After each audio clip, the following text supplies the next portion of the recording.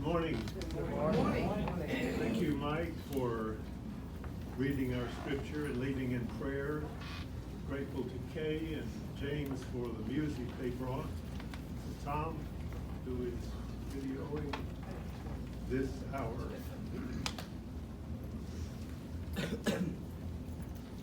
A pastor recently he often brought his cell phone to the pulpit as a watch to keep time. And in the course of his sermon, he used the word serious, to which Siri answered, "How may I help you?" I'm putting this up and hoping that Siri cannot hear this morning. Yes. Pull the mic up a little bit, someone's having a hard time. Okay. Thank you. Better? Yes. President Woodrow Wilson said this, said, "Friendship is the only cement that will ever keep the world together." The only cement that will ever keep the world together.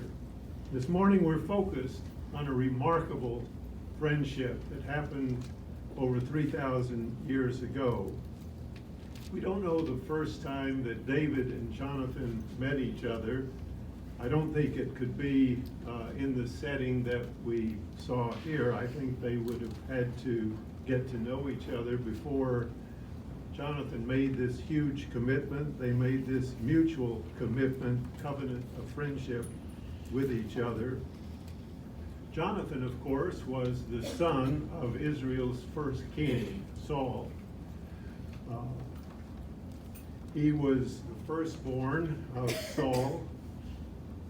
They came from a wealthy family, and we know that Saul was a man who stood head and shoulders above everyone else at that time. He's described as handsome, and probably Jonathan took that after him. David, by contrast, was from a large family, lived in a rural area of Bethlehem, 7 brothers, 2 sisters, and he was the least. He was the baby of the family. You know that David is described as a ruddy fellow, beautiful eyes, handsome. One person, one of Saul's advisors, described him as prudent in speech and a man of impressive presence. And so these two men, both warriors, enter into this covenant of friendship, this strong covenant of friendship. We know more about David's military exploits than we do Jonathan, not because Jonathan's are not in the Bible, but from the time you and I were very small, we heard the story of David and his encounter with Goliath. Jonathan is just as much a courageous warrior as David, and I want to describe briefly some of what Jonathan did. You know, at that time, the reason Israel wanted a king, they demanded that of their prophet Samuel, and he anointed this man Saul to be king, was to protect the nation from the nations around them.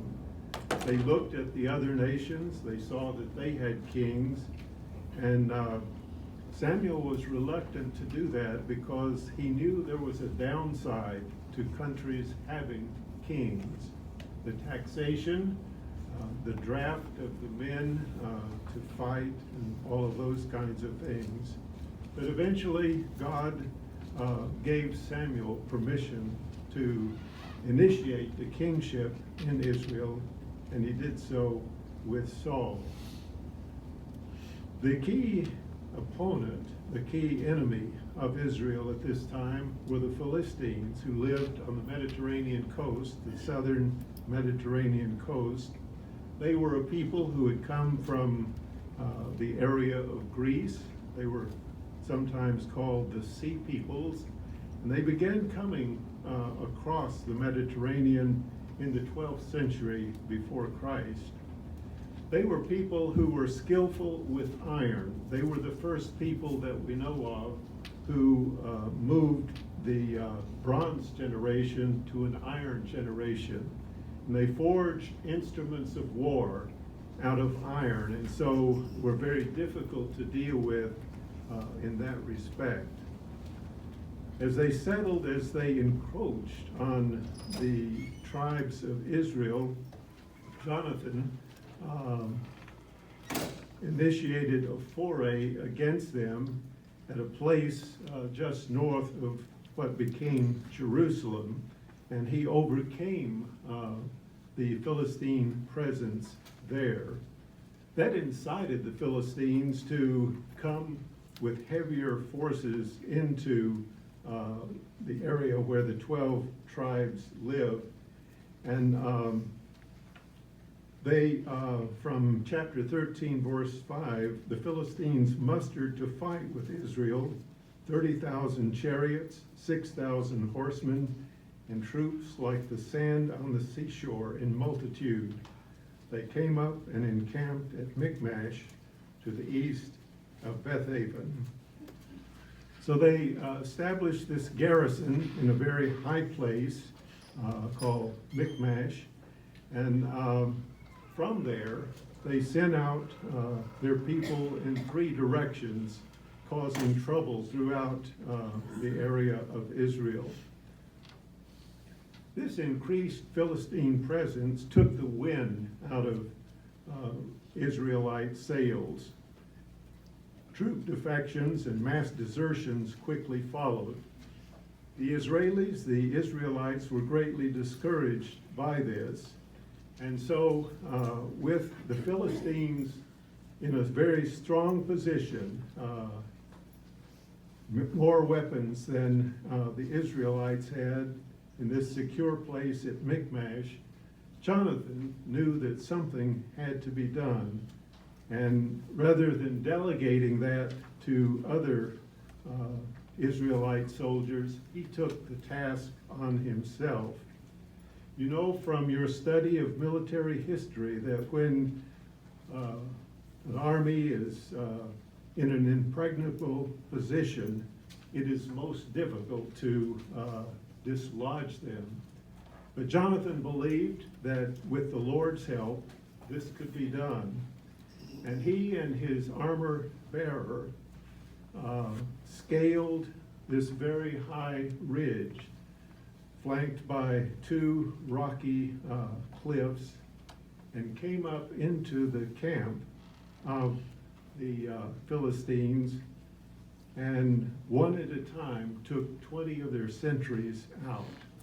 That threw the Philistine army into chaos, and Saul, from his position down in a lower elevation, could see that the Philistines were now vulnerable to full attack, and he took his 600 and they routed the Philistines that day.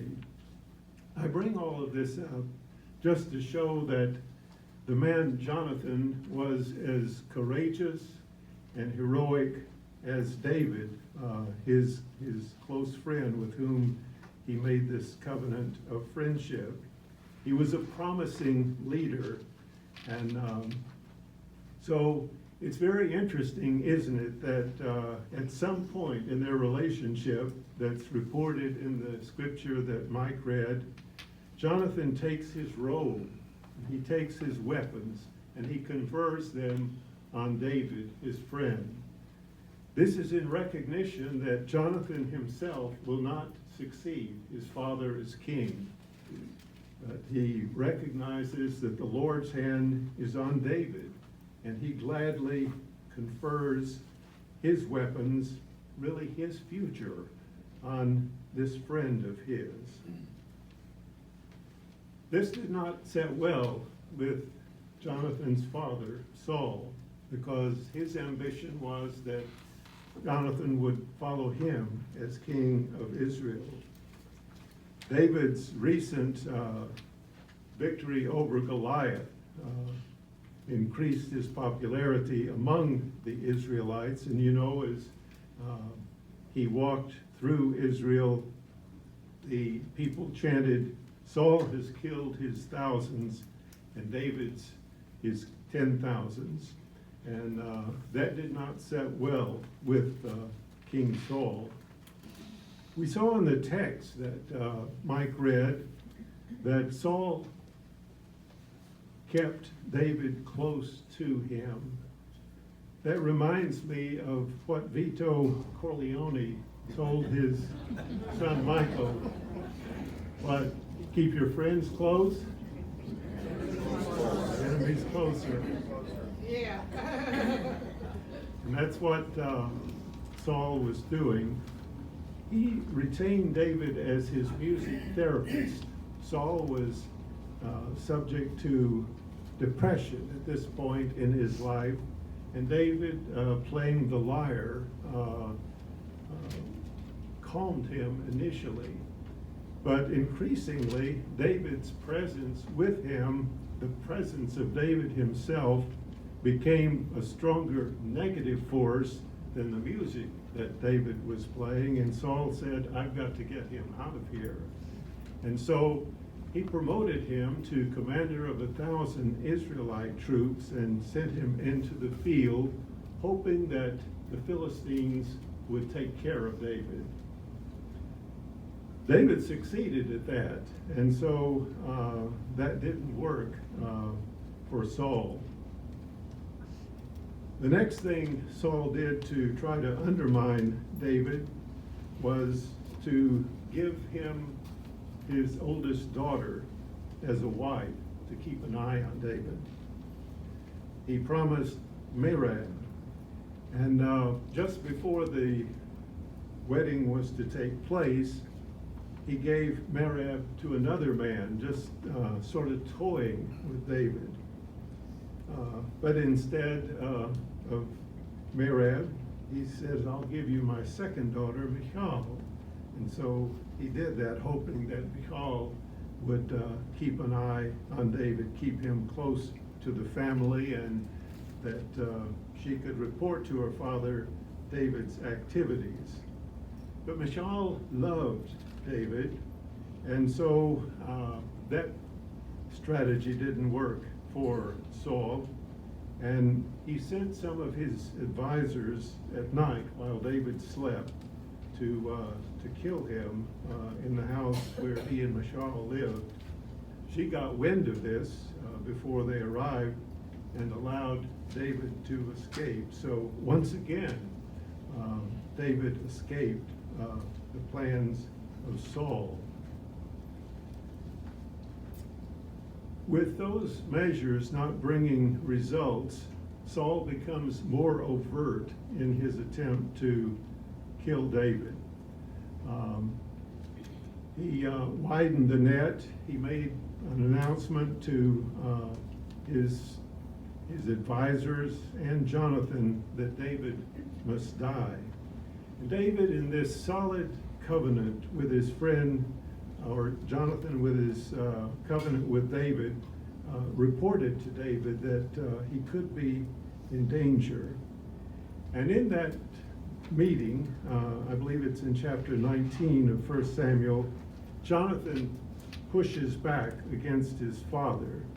He reminds Saul that David has done no harm to him. He intends no harm to him. And that actually David has really put Saul in a good position through his victory over the Philistines through the encounter with Goliath. And so for a few days, Saul's mind gets off of his intent to kill David, and David is okay for the time being.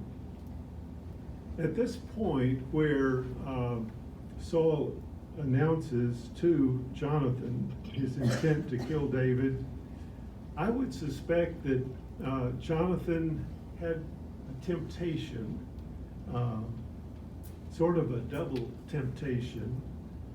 the strength of a father's wishes could cause a person to rethink the course of action that they're about to take. And Jonathan would reason something like this: is my commitment to David, is it all that strong? Another temptation, another source of temptation would be within Jonathan himself, the desire to be king.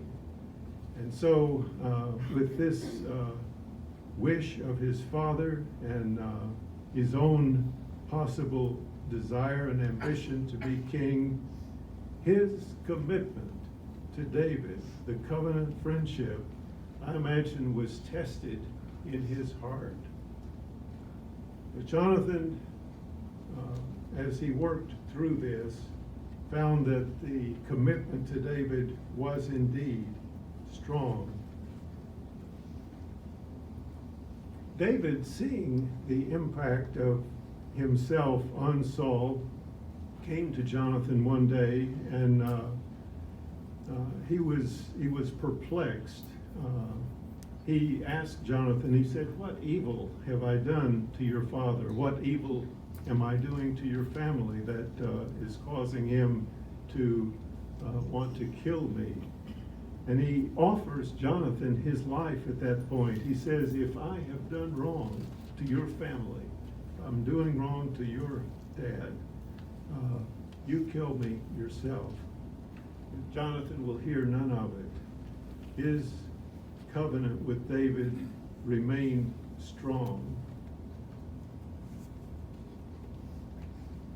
At one point, after Saul had come back to his jealousy of David, he had an encounter with Jonathan and accused him of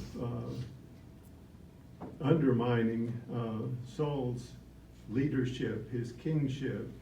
And so Jonathan again pushes back on his father. In this encounter, Saul throws a spear at Jonathan, and Jonathan knows that the time is not good for David to stay around, and so he meets with David in secret and tells him that he cannot stay around. Their last encounter with each other is recorded, I believe, in chapter 20. As Jonathan approached, David rose from beside a stone heap and prostrated himself with his face to the ground. He bowed 3 times, and they kissed each other and wept with each other. David wept the more. Then Jonathan said to David, "Go in peace, since both of us have sworn in the name of the Lord, saying, 'The Lord shall be between me and you, and between my descendants and your descendants forever.'" He got up and left, and Jonathan went into the city. This wasn't the last time that they saw each other, but it was the last time that they spent any quality time together.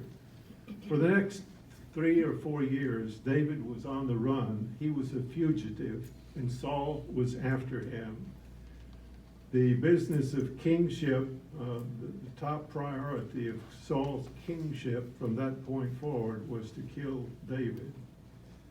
And we see 2 opportunities where Saul got close to David, and Saul didn't know that David saw him. And David had 2 clear opportunities to kill this one who was harassing him, who was making his life miserable, and he didn't. I think it was because of his strong covenant with Saul's son. Also, his covenant with his God. He recognized that his God, the Lord, had anointed Saul as king, and he would not touch God's anointed. The conflict with the Philistines continued. And it led to a confrontation on Mount Gilboa, where Saul died at the hands of the Philistines, Jonathan died, and other of his brothers did. One of the interesting things about the way Saul and Jonathan died is that Jonathan had the remarkable capacity to manage to deal with conflicting obligations. He recognized the strong obligation to David, but he never put aside his obligation to his father, honoring his father. And so he was in solid alliance with his father there at the end as they died on Mount Gilboa. After David's throne was established, he asked one of Saul's servants, Kiba, he said, are there any survivors from Saul's family? And he said, yes, there's one. It's a man named Mephibosheth.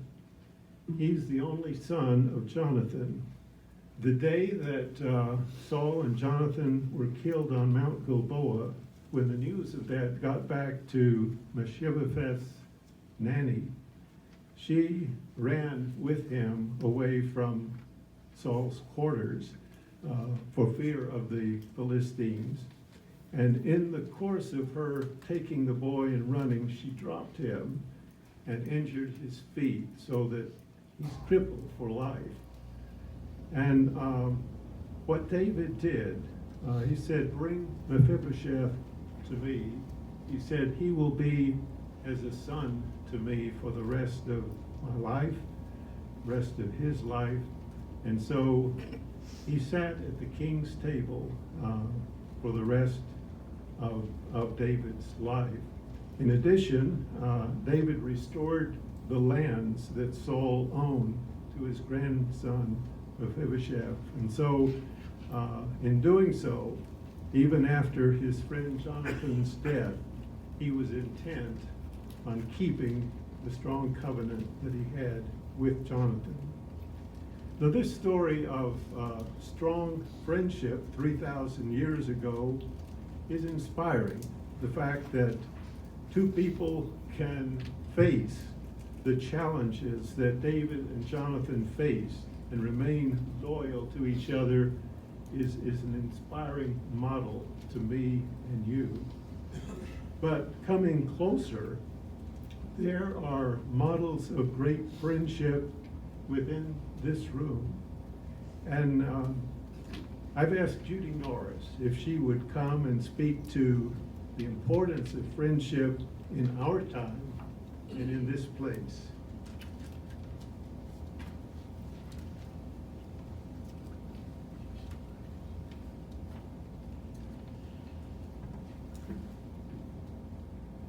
When Steve asked me if I would share some thoughts about Christian friendship, the very first thing I thought about was the Joyful Noise class. And I thought of, there hardly is a Sunday that goes by that someone doesn't stand up and say, thank you so much for your prayers. Thank you for your cards that you have sent. Thanks for emails. Thanks for thinking of me. Thanks for the meals. And I think all of these are wonderful gestures of what Christian friendship is all about. And I think this class demonstrates Christian friendship over and over again. It was 31 years ago this summer that my husband passed away. And needless to say, that was a very difficult time for me and for my boys, who were 17 and 20 at the time. And I believe it was a couple of weeks after that Tom had died that my youngest son, Jim, and I were sitting at the kitchen table and we were talking. And he said, you know, Mom, he said, all I need is God to get through this. But my friends are a real bonus. And I thought, you know, I've thought about that so many times and how true that is. We know that God always walks by our side with us. We can't go anywhere because he's always without him, because he's always there with us. But how wonderful it is to have those people, especially in the difficult times, that will reach out, stand beside you, call you, bring comfort and joy. And I think especially at this difficult time for me, how grateful I was for those people that reached out to me, that brought comfort, that stood beside me, that hung out with me, and that encouraged me to move forward with my life. At the time of Tom's death, I had been director of children's ministry here at Brentwood for a year, and I continued to be in that position for 9 more years. And then one day I got a phone call that changed the course of my life. This phone call was from the folks at Trinity United Methodist Church in Denver, Colorado. And they asked me if I would come and interview for a position of Christian education at that church. And if they had called from any other state, I wouldn't have even thought about this, but I really did love Colorado. I do love Colorado. Tom and I had lived in Boulder, Colorado the first 4 years of our marriage, and we had taken our boys on many vacations to Colorado. So I was not unfamiliar with Colorado, and there was just a part of me that was curious enough about this opportunity to go out and interview. And so I took this giant leap of faith and said, I will come and I will take this job. So I sold my house, I left my church, I left my job, I left my friends, I left my family, I left 2 precious grandsons, and I took off for Colorado. It was me and my dog and my bike on the back of my car. And I headed to a place where I knew absolutely no one. And if I had known how hard it was going to be, I probably wouldn't have gone. However, I was out there, so I had a job to do. About 2 weeks after I had moved into my house, a woman moved in next door to me. And it turns out that she was my age, she was a recent widow, and she loved dogs.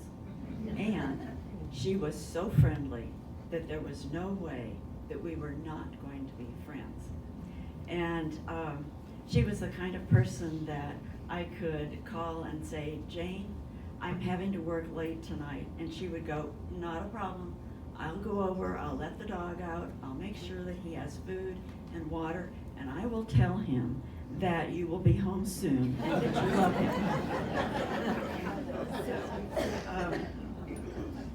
So she was just a great neighbor. And actually, Jane is Jewish, and we had many wonderful conversations about our faith and our beliefs. At Christmas time and Hanukkah time, we would share meals together and tell about our different traditions, and she loved decorating my Christmas tree. So I was in Denver just several weeks ago, and I had an opportunity to go by and visit with Jane, and it was just like we were still next door neighbors. And so I was so very grateful for that friendship. When I was working at the church in Denver, I became acutely aware of how difficult it is to make new friends, especially going as a single person and having no children with me and being an introvert. So none of that contributes to making friends easily. So also, as a staff person of a church, your relationship with those in your congregation is just a little bit different. And so, but over the course of the 4 years that I was there, I did make a wonderful circle of friends. But one of the things that I discovered is in this journey that I was having is that I really drew much closer to God, because God, at times it felt like God was all I had. I asked God a lot of questions, like, why is this so hard? Why did you ever let me move here? What is my purpose for being here? What am I supposed to learn from this? But all of this was a deepening search in my life for who God was, and how did God work in my life, and how was I supposed to, what more could I learn about God that would be helpful for me to move forward in my journey? Well, my kids kept having grandkids.